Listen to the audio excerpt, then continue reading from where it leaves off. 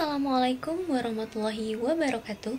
Halo Sobat Akuntan, perkenalkan saya Fitri Amalia dari program studi Manajemen Bisnis Syariah. Nah, tujuan saya untuk membuat video ini adalah untuk memenuhi UTS mata kuliah Akuntansi Manajemen, yaitu merangkum dari materi 1 sampai materi 6. Yuk kita simak penjelasannya. Materi 1, peranan dan fundamental akuntansi manajemen dalam lingkungan bisnis yang dinamis. Peranan akuntansi manajemen dalam lingkungan bisnis yang dinamis sangat penting untuk menghasilkan perusahaan dapat beradaptasi dan membuat keputusan yang tepat di tengah perubahan yang cepat. Peranan dan fungsinya, yang pertama itu ada perencanaan strategis, pengendalian dan pemantauan kerja, pengambilan keputusan, manajemen risiko, efisiensi operasional dan pengendalian biaya, adaptasi terhadap perubahan eksternal, evaluasi investasi, dan pengangguran dan perakiraan.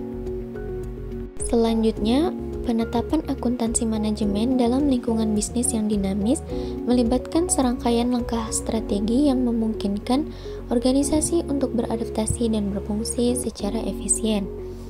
Ada beberapa penerapan akuntansi manajemen, yaitu penerapan sistem informasi akuntansi, analisis biaya dan profitabilitas, perencanaan anggaran yang fleksibel, penggunaan indikator kinerja utama atau KPI, analisis varian, pelaporan yang transparan dan relevan, penerapan teknologi, fokus pada inovasi dan pengembangan produk, dan yang terakhir ada pelatihan dan peningkatan kompetensi. Nah, itu dia tadi pembahasan materi 1. Sekarang kita masuk pada materi 2, yaitu konsep biaya dan manajemen biaya. Di sini terbagi menjadi 3. Yang pertama, nilai tambah adalah suatu konsep yang menjelaskan atau bahwa perusahaan harus berusaha melaksanakan aktivitas-aktivitas yang bernilai tambah dengan efisiensi bernilai sempurna dan mengeliminasi aktivitas-aktivitas yang tidak bernilai tambah. Yang kedua, ada konsep akuntansi aktivitas, merupakan proses pengumpulan dan pelacakan kinerja keuangan dan operasional mengenai aktivitas-aktivitas perusahaan yang signifikan serta penyediaan umpan balik antara hasil-hasil sesungguhnya dengan yang direncanakan serta penentuan tindakan koreksi jika diperlukan. Selanjutnya yang ketiga ada konsep target biaya, merupakan biaya berbasis pasar yang dihitung dengan menggunakan harga pasar yang diperlukan untuk mencapai pangsa pasar yang ditentukan terlebih dahulu.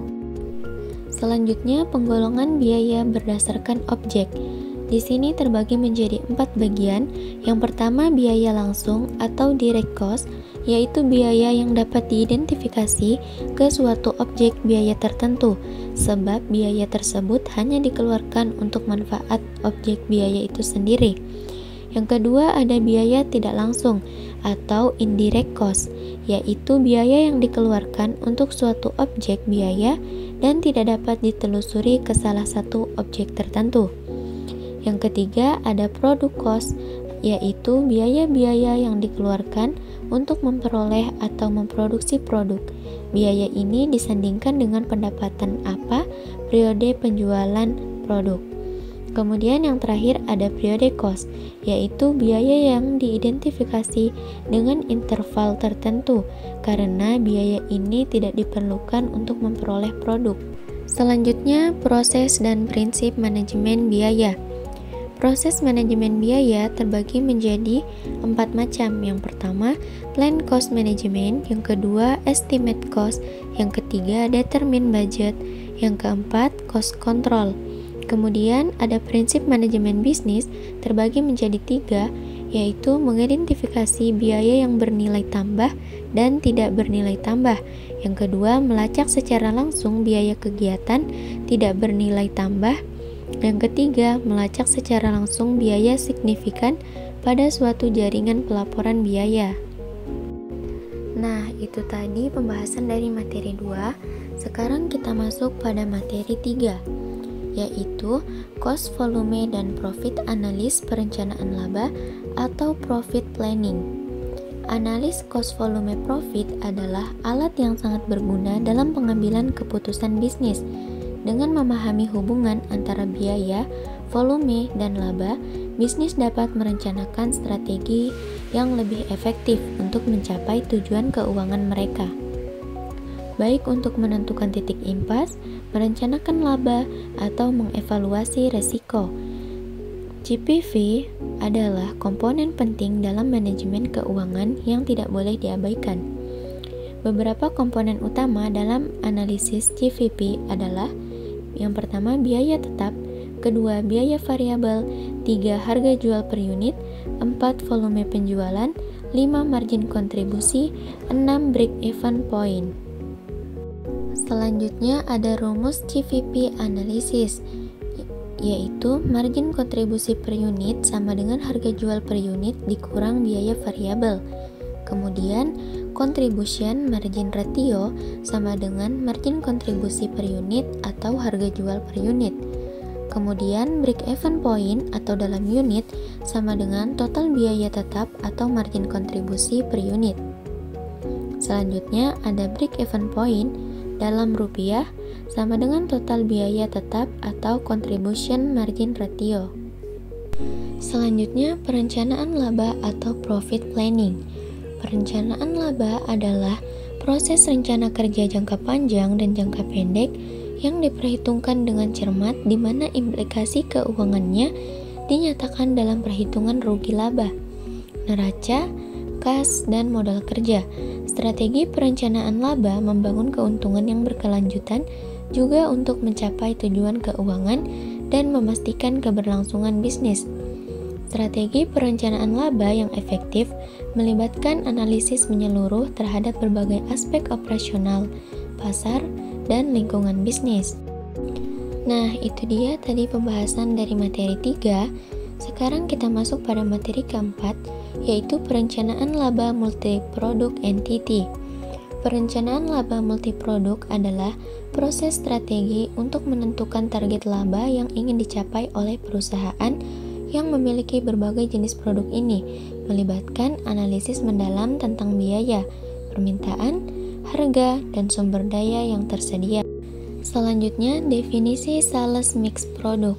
Sales mix atau dikenal juga sebagai rasio mix produk adalah proporsi penjualan dari masing-masing produk terhadap total penjualan perusahaan, menjual berbagai macam produk yang memiliki margin kontribusi yang berbeda.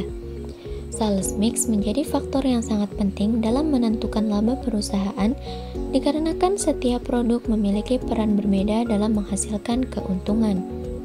Kemudian menghitung dan menganalisis break-even point atau BEP. BEP adalah titik di mana pendapatan total perusahaan sama dengan total biayanya, sehingga perusahaan tidak mengalami laba maupun rugi. Dalam konteks perusahaan yang hanya memproduksi satu jenis produk, BEP cukup sederhana untuk dihitung.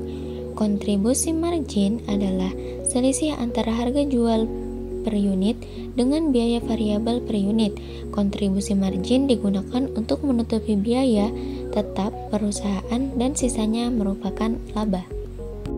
Selanjutnya, tahapan menghitung BEP. Hitung kontribusi margin. Rumus kontribusi margin adalah sama dengan harga jual dikurang biaya variabel. Hitung sales mix. Rumus sales mix sama dengan total penjualan semua produk dikalikan 100%. Kemudian hitung weighted average contribution margin atau WACM. Rumus WACM sama dengan kontribusi margin produk A dikalikan sales mix produk B. Kemudian hitung BEP multiproduk. BEP atau unit sama dengan total biaya tetap weighted average contribution margin per unit. Kemudian peranan analisis BEP dalam pengambilan keputusan strategis. Ini ada 3 macam. Yang pertama, menentukan volume penjualan yang ditentukan, kemudian mengelola sales mix, dan yang ketiga, menganalisis dampak perubahan biaya dan penjualan. Nah, itu tadi adalah pembahasan dari materi 4. Sekarang kita masuk pada materi kelima, yaitu analisis perilaku biaya. Perilaku biaya adalah bagaimana biaya akan bereaksi atau berubah dengan adanya perubahan tingkat aktivitas bisnis. Bila aktivitas bisnis meningkat atau surut, biaya tertentu mungkin akan ikut naik atau turun, atau mungkin juga tetap. Nah, di sini ada tipe-tipe pola perilaku, yaitu biaya variabel, biaya tetap, dan biaya semi variabel. Selanjutnya, analisis biaya semi variabel itu terbagi menjadi 3 metode. Yang pertama, metode tinggi rendah adalah suatu metode untuk menentukan persamaan garis lurus dengan terlebih dahulu memilih 2 titik tinggi dan rendah yang akan digunakan untuk menghitung parameter pemintas dan kemiringan. Metode yang kedua yaitu metode stage graph. Ini dapat digunakan untuk menganalisis perilaku biaya. Dalam metode ini, biaya yang dianalisis disebut variabel independen. Yang ketiga yaitu metode analis regresi. Ini juga disebut dengan metode kuadrat terkecil, menentukan secara matematis garis yang paling sesuai atau garis yang regresi linear melalui sekelompok titik. Nah, sekarang kita masuk pada materi terakhir atau materi ke-6, yaitu analisis pengambilan keputusan jangka pendek marketing aspek. Pengambilan keputusan jangka pendek atau tactical decision making merupakan proses memilih di antara pilihan yang ada, yang harus segera dilakukan dan bersifat jangka pendek. Meskipun berorientasi jangka pendek, jenis keputusan ini tetap mengacu pada pencapaian tujuan strategis perusahaan, sehingga keunggulan kompetitif dapat dicapai suatu perusahaan dalam jangka panjang. Langkah-langkah yang ada pada umumnya digunakan dalam pengambilan keputusan jangka pendek ada 6. Yang pertama, identifikasi permasalahan yang sedang terjadi di perusahaan. Setelah itu, identifikasi alternatif pilihan penyelesaian masalah. Kemudian, identifikasi dan jumlah biaya relevan dari setiap alternatif. Selanjutnya ada identifikasi faktor kualitatif, identifikasi biaya dan manfaat dari setiap alternatif, dan yang terakhir, pilihlah alternatif yang memberikan keuntungan besar. Selanjutnya ada faktor-faktor internal dan eksternal yang mempengaruhi pengambilan keputusan jangka pendek marketing aspek. Faktor internalnya itu ada 3, yaitu kepribadian, gaya manajemen, berpikir kreatif dalam pengambilan keputusan. Dan ada faktor eksternal, di sini ada 4 macam, yaitu adanya pengaruh tekanan dari luar, adanya pengaruh kebiasaan lama atau sifat-sifat pribadi, pengaruh dari kelompok lain, dan yang terakhir ada faktor pengalaman.